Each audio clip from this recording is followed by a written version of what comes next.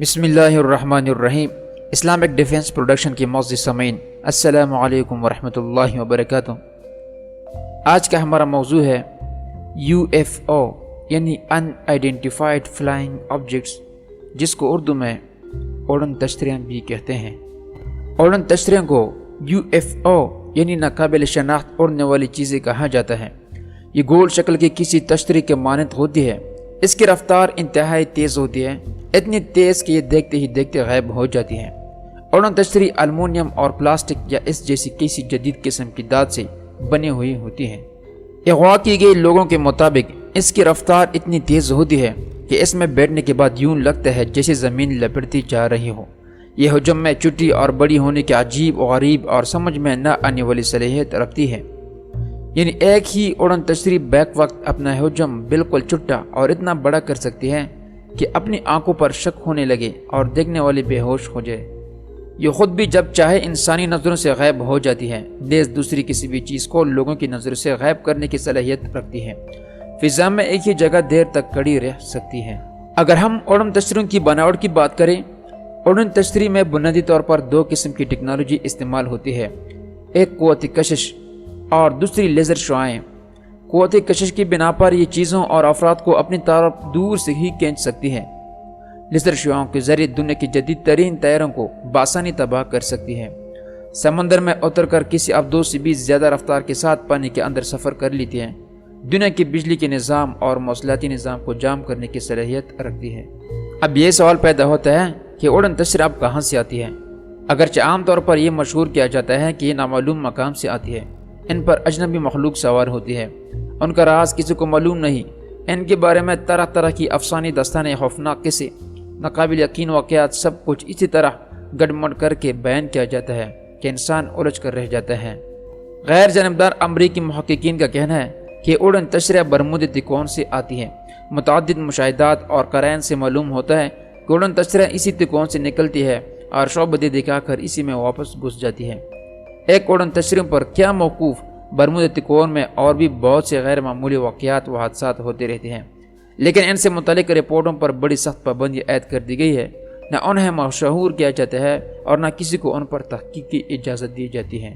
ان واقعات میں فضائی اور بحری جہازوں کے غائب ہونے کے علاوہ اڑن تشتریوں کا آسمان میں دیکھا جانا، برمودا کے سمندر میں داخل ہونا اور سمندر میں پانی کے اندر ہزاروں فٹ نیچے ان کا دیکھا جانا شامل ہے۔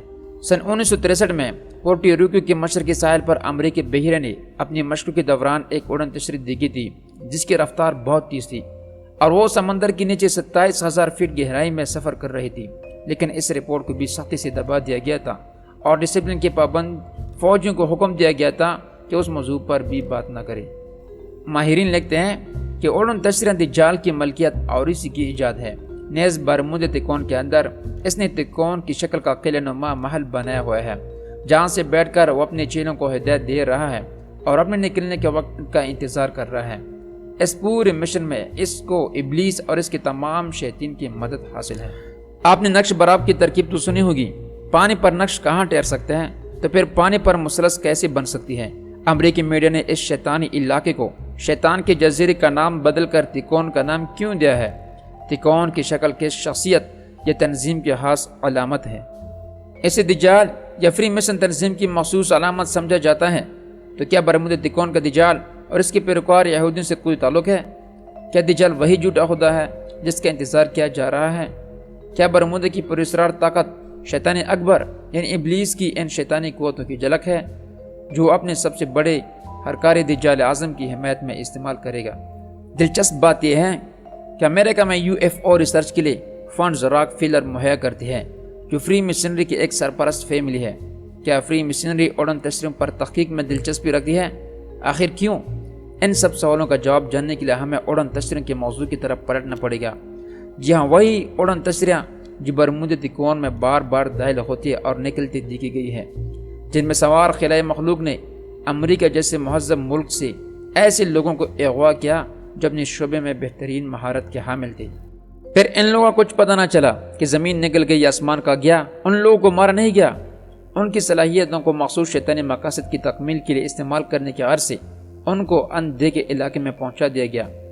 دجال چونکہ انتہائی وہمی اور بزدل ہے، اس لیے حد جا محتاط رہتے ہوئے ایسی تمام جدوی و سائنسی قوت حاصل کرنا چاہتا ہے جن کا کوئی توڑ زمین کی باسیوں کے پاس نہ ہو۔ اب یہ بات کہ اڑن تشریح کیا دجال کی سواری ہے، نبی کریم صلی اللہ علیہ وسلم کا ارشاد ہے کہ دجال کی سواری اس بادل کے مانند ہوگی جسے تیز ہوا اڑا لی جاتی ہے۔ ایک دوسری روایت ہے جس میں نبی کریم صلی اللہ علیہ وسلم نے فرمایا اس دجال کے لیے زمین ایسی لپیٹ دی جائے گی جسے مینڈی کی کال لپیٹ دی جاتی ہے۔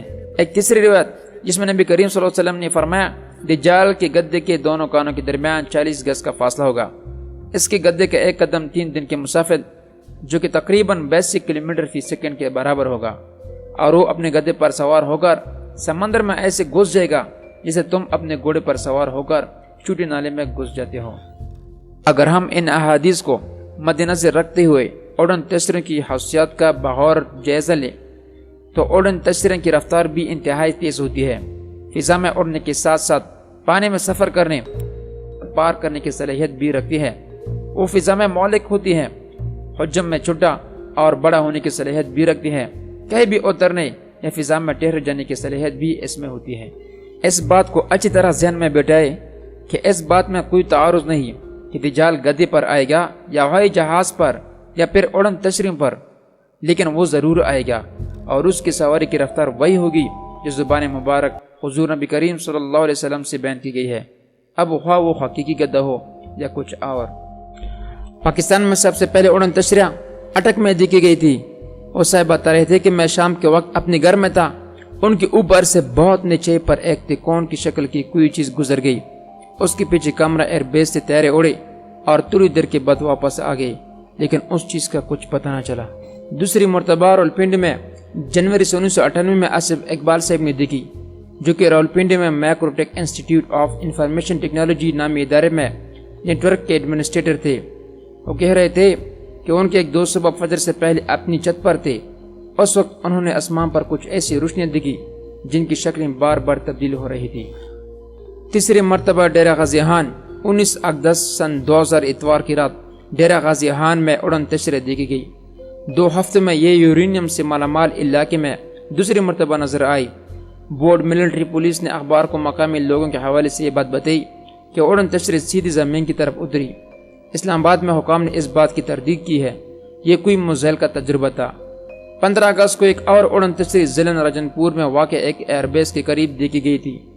اسی تاریخ کو بلوچستان میں ایسے ہی 6 روشنی چھوڑتے جسم کو دیکھے جانے کی اطلاعات بھی موصول ہوئی تھی۔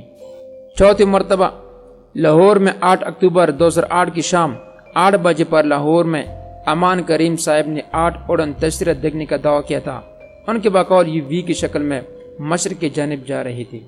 یہ تھی اڑن تشریح کے بارے میں کچھ اہم معلومات جو ہم نے آپ لوگوں کو فراہم کی۔ ہم حتمی طور پر یہ نہیں کہہ سکتے کہ واقعی دجال کی سواری ہے، لیکن دجال کے ساتھ ان کا نسبت ضرور ہے۔